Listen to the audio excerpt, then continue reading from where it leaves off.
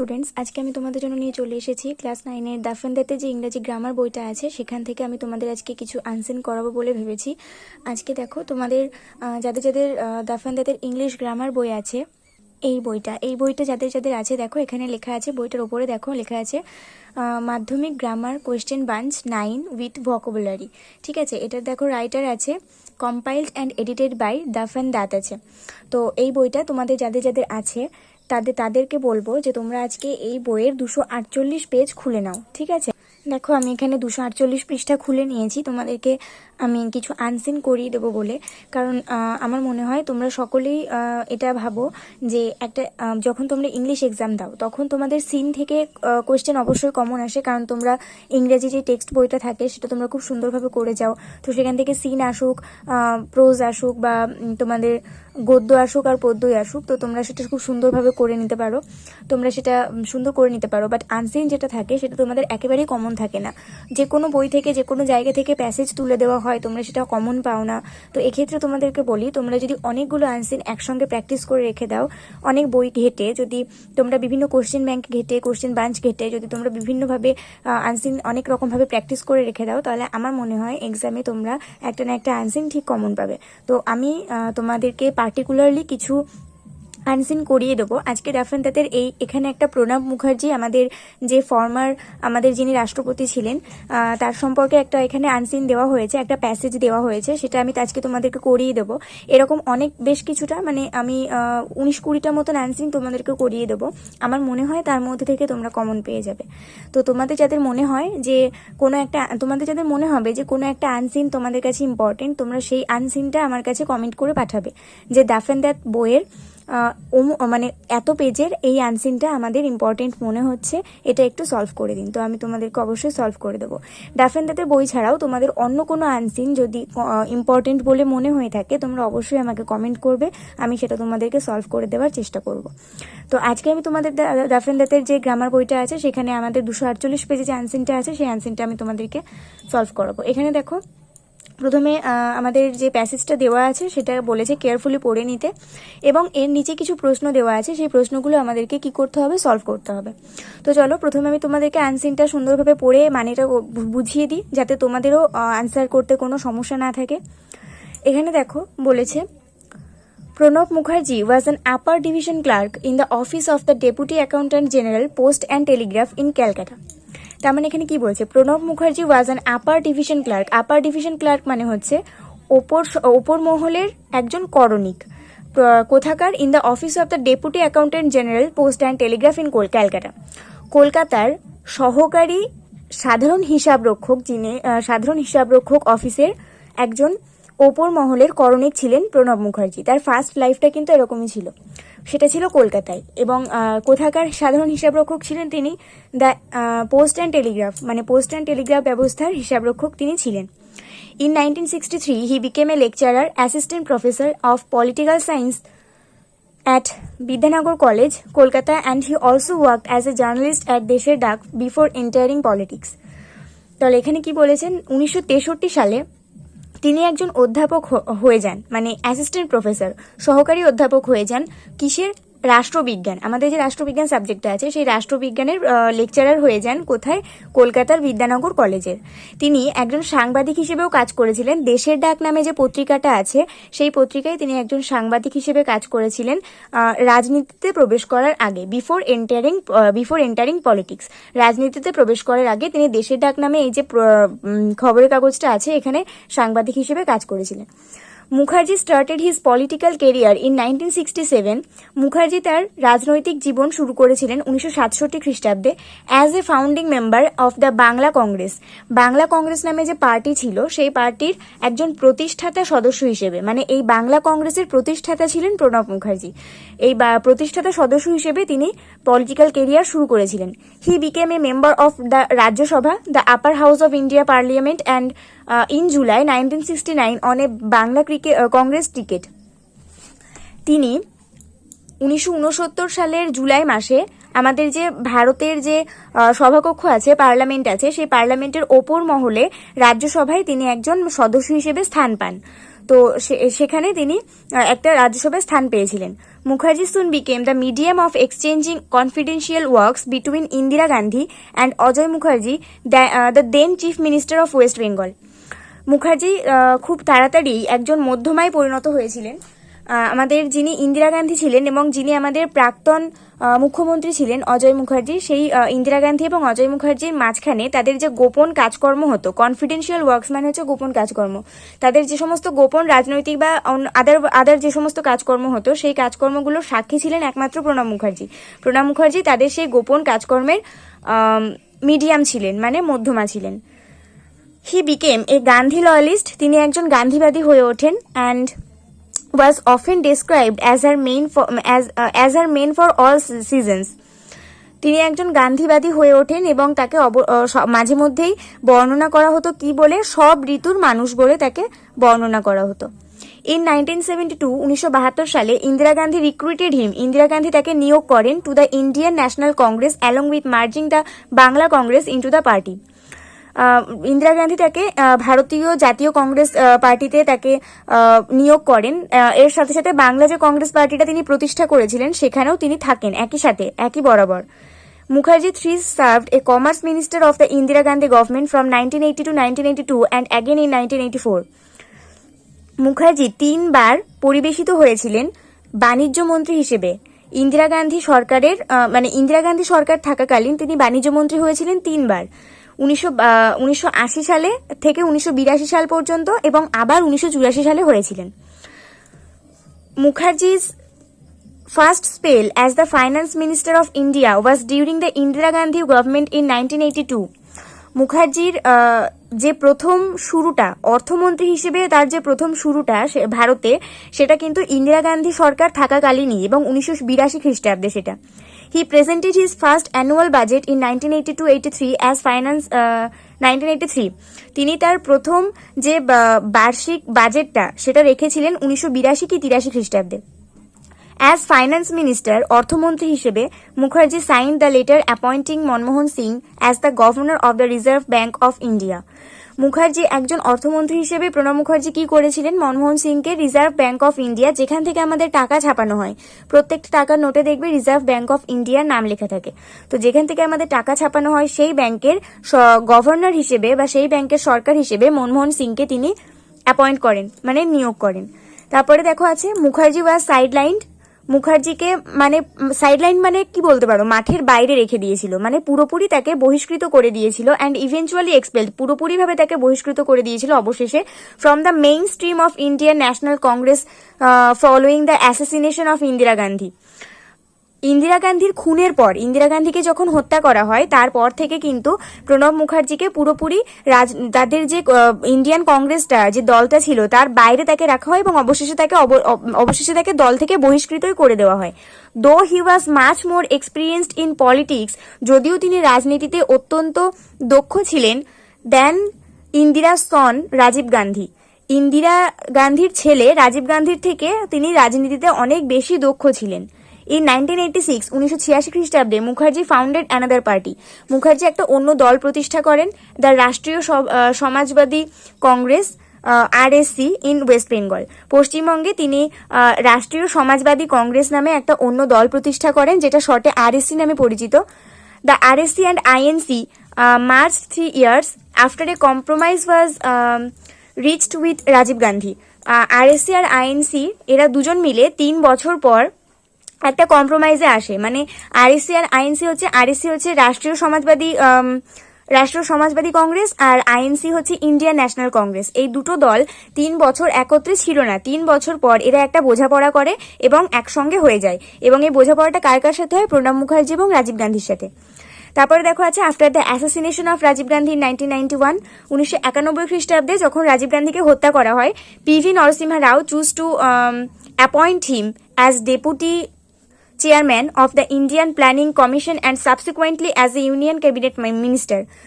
রাজীব গান্ধীর হত্যার পর 1991 সালে পিভি নরসিমহা রাও তাকে ডেপুটি চেয়ারম্যান মানে কি সহকারী চেয়ারম্যান হিসেবে, সহকারী অধ্যক্ষ হিসেবে ইন্ডিয়ান প্ল্যানিং কমিশন নামে যে যে সংস্থাটা আছে সেখানে তাকে ডেপুটি চেয়ারম্যান হিসেবে নিয়োগ করেছিলেন। কে নিয়োগ করেছিলেন? পিভি নরসিমহা রাও। এবং তারপরে কি হয়েছিল, ইউনিয়ন ক্যাবিনেট মিনিস্টার হয়ে গিয়েছিলেন Pranab Mukherjee. He served as External Affairs Minister for the first time from 1995 to 1996 in Rao's cabinet. আমাদের নরসিংহ রাওর যে মন্ত্রিসভাটা ছিল সেই মন্ত্রিসভায় তিনি প্রথম বিদেশি যে সমস্ত বৈদেশিক সম্পর্কগুলো করতে হতো মন্ত্রীদের সঙ্গে সেটা তিনি প্রথম করেছিলেন 1995 থেকে 1996 খ্রিস্টাব্দের মধ্যে। তারপরে আছে দেখো, Manmohan Singh appointed Mukherjee as the minister of defence of India when the Congress party once again came to power in 2004। যখন 2004 সালে কংগ্রেস আবার ক্ষমতায় ফিরে আসে তখন মনমোহন সিং প্রণব মুখার্জিকে ডিফেন্স মিনিস্টার হিসেবে তাকে আইনমন্ত্রী হিসেবে তাকে নিয়োগ করেছিলেন। আর Mukherjee held the post until 2006। 2006 সাল পর্যন্ত মুখার্জি এই পদটাকে ধরে রেখেছিলেন। Mukherjee once again became the finance minister of India in 2009। He presented the annual budgets in 2009, 2010 and 2011। Mukherjee আবার অর্থমন্ত্রী হয়েছিলেন 2009 খ্রিস্টাব্দে এবং তিনি তার যে বার্ষিক বাজেটটা সেটা 2009, 2010 এবং 2011 খ্রিস্টাব্দ পর্যন্ত সেটা প্রেজেন্ট করেছিলেন।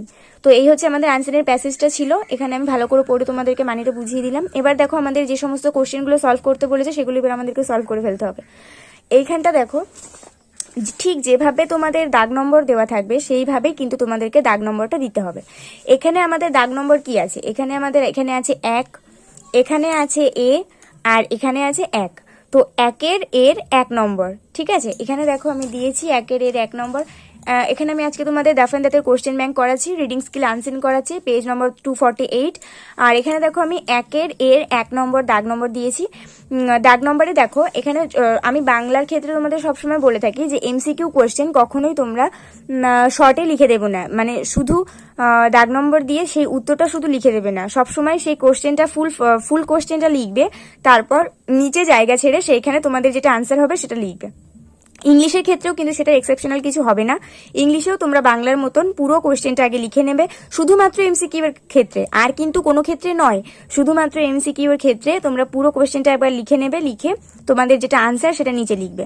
এখানে দেখো, এখানে আমাদের কোশ্চেন আছে, in which year was Rajiv Gandhi assassinated? কোন বছরে রাজীব গান্ধীকে হত্যা করা হয়েছিল?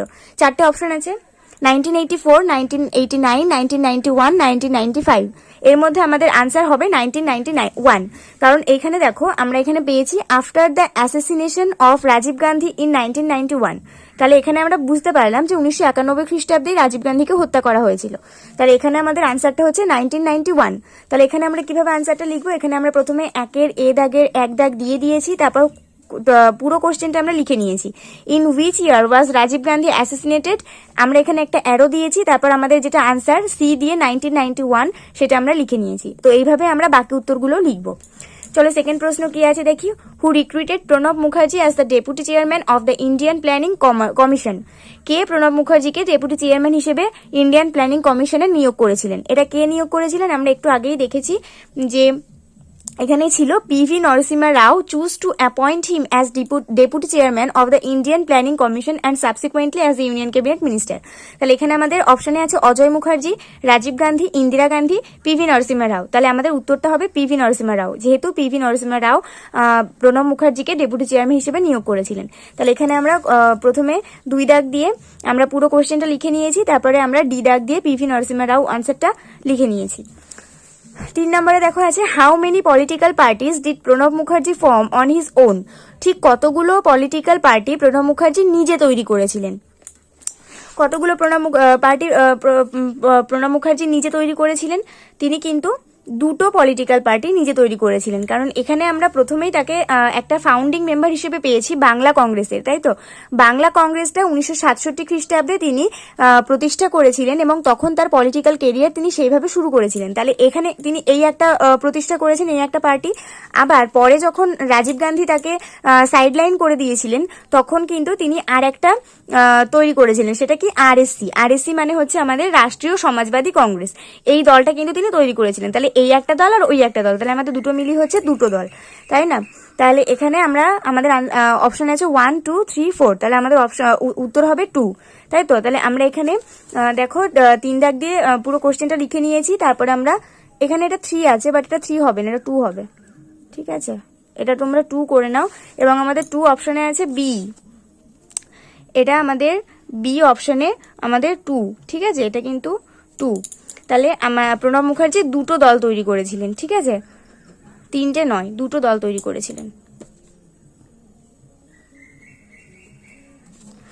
তারপর দেখো আছে how many times did Mukherjee present the annual budgets in Indian parliament. Mukherjee কতবার ইন্ডিয়া পার্লামেন্টের অ্যানুয়াল বাজেটস ধরে রেখেছিলেন। এখানে দেখো অ্যানুয়াল বাজেটস উনি কতবার ধরেছিলেন। এখানে দেখো একবার আছে আমাদের এখানে কোথাও একটা দেখলাম, এই তো এখানে আমরা দেখেছি যে হি presented his first annual budget in 1982 আর 83, তাই না? এখানে তিনি অ্যানুয়াল বাজেটটা ধরেছিলেন একবার। আবার এখানে দেখো তিনি অ্যানুয়াল বাজেট কতবার ধরেছেন, 2009-এ ধরেছেন, 2010-এ ধরেছেন আর 2011-এ ধরেছেন। এই তিনবারেও কিন্তু তিনি অ্যানুয়াল বাজেটটা ধরেছেন। তাহলে এইখানে একবার ধরেছেন অ্যানুয়াল বাজেট, এখানে যে অ্যানুয়াল বাজেটটা ধরেছেন, আবার এইখানে এসেও তিনি অ্যানুয়াল বাজেটটা ধরেছেন। তাহলে কতবার হচ্ছে, 1, 2, 3 আর এখানে হচ্ছে 4 বার, তাই তো? তাহলে এখানে আমাদের অপশনে আছে দেখো 4, 1, 3, নেভার। তাহলে এখানে আমাদের নিশ্চয়ই 4 অপশনটাই হবে, যেহেতু তিনি 4 বার এটা অ্যানুয়াল বাজেটটা ধরেছিলেন। তাহলে এখানটা আমরা লিখবো এটা 4 বার, এটা 3 করা আছে বাট এটা কিন্তু 4 হবে, ঠিক আছে? এটা এ অপশন দিয়ে তোমরা সবাই এটাকে 4 করে দাও। আর এর যে আগের যে ওটা কিন্তু দুটো দল তৈরি করেছিলেন, ওটা কিন্তু 3টে দল তৈরি করেননি। তাহলে এটাকেও তোমরা 2 করে দাও, ঠিক আছে? তাহলে এখানে আমাদের কতবার তিনি অ্যানুয়াল বাজেট ধরেছিলেন, 4 বার ধরেছিলেন। তাই এখানে আমরা 4 অপশনে ছিল বলে আমরা 4 উত্তর করেছি। তাহলে এখানে এই কটা হয়ে গেল। এবার আমরা পরের পেজে চলে যাব। পরের পেজে দেখো আছে what is the full form of RSC. আরএসসির ফুল ফর্মটা কি ছিল? Regional service commission, Rajya Sabha committee, Rashtriya Samajwadi Congress, Rajya Sabha chairman. আমরা আমাদের আনসারের প্যাসেজে পড়েছি যে আমাদের আরএসসির ফুল ফর্ম হচ্ছে রাষ্ট্রীয় সমাজবাদী কংগ্রেস। তাহলে এটা আমাদের আনসার হবে। এখানে দেখো 5 দাগ দিয়ে আমি প্রথমে কোশ্চেনটা লিখে নিয়েছি, তারপর আমি এটা সি দাগ দিয়ে রাষ্ট্রীয় সমাজবাদী কংগ্রেস লিখে দিয়েছি। তো তারপরে দেখো আছে when did Pranab Mukherjee become defence minister of India. কখন তিনি ভারতের আইনমন্ত্রী হয়ে ওঠেন? During Indira Gandhi রিজাইম in রাউলস cabinet at the Premiership of Manmohan Singh in 2011। তাহলে এখানে আমরা আনসারে দেখতে পেয়েছি যে মনমোহন সিং এর প্রিমিয়ারশিপেই কিন্তু তিনি ডিফেন্স মিনিস্টার হয়েছিলেন। তাহলে আমাদের আনসারটা হবে at the Premiership of Manmohan Singh. এখানে দেখো আমি লিখে দিয়েছি, পুরো কোশ্চেনটা লিখে দিয়েছি, তারপরে সি দাগ দিয়ে আমি লিখেছি at the Premiership of Manmohan Singh, ঠিক আছে? তাহলে এখানে এটা আমাদের আনসার হয়ে গেল। আমাদের এমসিকিউ সব কমপ্লিট হয়ে গেল। এবার আমাদের তারপরে নেক্সট যে কোশ্চেনগুলো সলভ করতে বলেছে সেটা হচ্ছে ট্রু ফলস। এখানে বলেছে দেখো write T for true and F for false statements in the boxes, provide sentences or phrases words in support of your answer. মানে যে বাক্যগুলো সত্য সেগুলোর জন্য টি দিতে হবে এবং যে বাক্যগুলো মিথ্যা সেগুলোর জন্য এফ দিতে হবে, এবং সেটা যে সত্য বা মিথ্যা তার সাপেক্ষে তোমাকে একটা প্রমাণ বাক্য দিতে হবে। তাহলে এখানে প্রথমে আমাদের প্রথমে যে কোশ্চেনটা আছে, Pranab Mukherjee started his career as a clerk. আমাদের এখানে আমাদের তাহলে কি আছে? Pranab Mukherjee started his career as a clerk, মানে প্রণব মুখার্জি একজন করণিক হিসেবে তার কেরিয়ার শুরু করেছিলেন। তাহলে আমরা আমাদের আনসারে কিন্তু দেখেছিলাম যে প্রথম তিনি তার কেরিয়ারটা করণিক হিসেবেই শুরু করেছিলেন, আপার ডিভিশনাল ক্লার্ক হিসেবে তার প্রথম কেরিয়ারটা শুরু করেছিলেন। তাহলে এটা আমাদের ট্রু। তাই জন্য এখানে দেখো আমি এখানে এটা ট্রু লিখে দিয়েছি। বক্সের মধ্যে দেখো এটা আমি টি লিখে দিয়েছি। আর এখানে দেখো আমি সাপোর্টিং স্টেটমেন্ট হিসেবে ওই বাক্যটাই দিয়েছি যেটা আমাদের আনসারের প্যাসেজের প্রথমে ছিল। Pranab Mukherjee was an upper division clerk in the office of the deputy accountant general, post and telegraph in Calcutta. এটা হচ্ছে আমাদের সাপোর্টিং স্টেটমেন্ট। সেকেন্ডে আমাদের কি আছে? সেকেন্ডে আছে he became the member of Rajya Sabha in the year 1979 for the first time. তিনি প্রথম রাজ্যসভার সদস্য হয়েছিলেন 1979 খ্রিস্টাব্দে। কিন্তু আমাদের আনসারে আমরা দেখেছিলাম যে 1979 খ্রিস্টাব্দে তিনি কিন্তু মেম্বার হননি, তিনি 1969 খ্রিস্টাব্দে মানে 1969-এ তিনি মেম্বার হয়েছিলেন। তো এটা আমাদের ফলস। তাহলে এক্ষেত্রে আমরা এখানে দেখো আমরা বক্সের মধ্যে, এখানে তোমাদের কোয়েশ্চেন লেখা লাগবে না, ঠিক আছে? এখানে শুধু তোমরা 2 নম্বর দাগ দিয়ে তোমরা শুধু বক্স করবে, বক্স করে সেখানে সেটা ট্রু হবে না ফলস হবে সেটা লিখে দেবে। তাহলে এটা আমাদের ফলস বলে আমরা এফ লিখেছি। আর নিচে supporting statement S point S মানে হচ্ছে সাপোর্টিং স্টেটমেন্ট। তো সাপোর্টিং স্টেটমেন্টে আমরা কি দিয়েছি? ঠিক যে বাক্যটা পড়ে আমরা জানতে পেরেছিলাম যে তিনি 1969 খ্রিস্টাব্দে রাজ্যসভার মেম্বার হয়েছিলেন, সেই বাক্যটাই আমি এখানে ইউজ করেছি। He became a member of the Rajya Sabha, the upper house of Indian parliament in July 1969 on a Bangla Congress ticket. এটা হচ্ছে আমাদের সাপোর্টিং স্টেটমেন্ট। তারপরের কোশ্চেনটা কি আছে? He was closely associated with Ajay Mukherjee. তিনি অজয় মুখার্জির সঙ্গে খুব দারুণভাবে যুক্ত ছিলেন, মানে খুব ক্লোজ ফ্রেন্ড বলে না, তো সেরকম ছিলেন। তো তিনি অজয় মুখার্জি সত্যি খুব কাছের একজন মানুষ ছিলেন, নইলে অজয় মুখার্জি আর ইন্দিরা গান্ধীর মধ্যে হওয়া গোপনীয় কাজকর্মগুলোর মধ্যমান তিনি হয়ে উঠতেন না। তাহলে এখানে এটা আমাদের ট্রু হচ্ছে।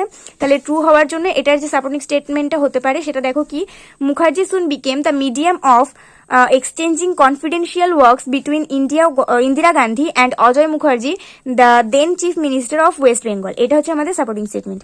তাহলে এখানে আমাদের ট্রু ফলস কমপ্লিট হলো। এবার আমাদের বলেছে নিচে যে কোয়েশ্চেনগুলো দেওয়া আছে সবকটা কোয়েশ্চেনের মার্ক দেখো 2 মার্ক করে। তাহলে এখানে তোমাদের 1 মার্কের মতন করে লিখলে কিন্তু হবে না, একটু বেশি করে লিখতে হবে। তাহলে এখানে আমাদের এই কোয়েশ্চেনগুলোর আনসার করতে হবে। ফার্স্ট কোয়েশ্চেন দেখো আছে, why did Pranab Mukherjee make RSC? কেন প্রণব মুখার্জি আরএসসি তৈরি করেছিলেন? এর উত্তরটা আমাদের কি হবে, যখন রাজীব গান্ধী তাকে সাইডলাইন করে দিয়েছিলেন এবং ইভেনচুয়ালি এক্সপেল করে দিয়েছিলেন তখন তিনি আরএসসিটা তৈরি করেছিলেন। তাহলে এখানে আমরা এটা উত্তরটাকে সাজিয়ে গুছিয়ে লিখলে কি লিখবো, এখানে দেখো আমি লিখেছি, Pranab Mukherjee was sidelined and eventually expelled from the mainstream of the Indian National Congress following the assassination of Indira Gandhi, though he was much more experienced in politics than Indira's son Rajiv Gandhi. So he founded another party, the Rashtriya Samajwadi Congress (RSC) in West Bengal in 1986.